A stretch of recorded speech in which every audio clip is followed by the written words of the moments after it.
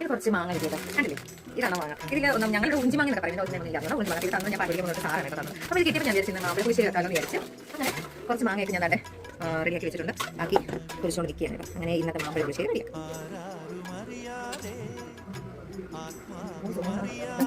മാങ്ങ നല്ലതായിട്ട് വെള്ളത്തിൽ നല്ല തേച്ചെടുക്കണം. ഈ കുറച്ച് തേങ്ങ ഇട്ടുണ്ട്. തേങ്ങ ഞാൻ സാധനത്തിൽ കഴിഞ്ഞ് പോയിട്ടുണ്ട്. സാധനം പറയുമ്പോൾ ഈ തേങ്ങയ്ക്കകത്തോട്ട് തൈരും തേങ്ങയും കൂടെ വേണം കേട്ടോ അരയ്ക്കാൻ.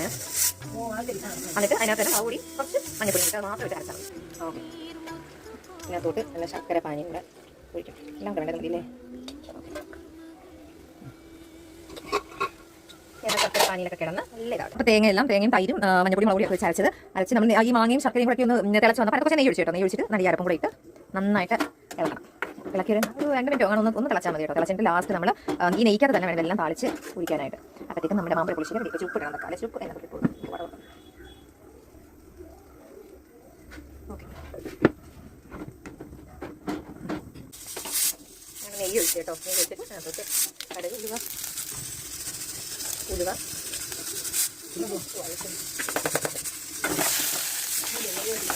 ഒരു സ്വല്പം കറിവേപ്പില ഇടണം. കറിവേപ്പില ഇട്ടിട്ട് പച്ചമുളക്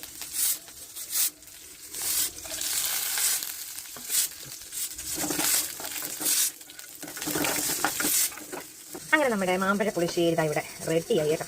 അതിന് ഉച്ചയ്ക്ക് എന്താ മതി.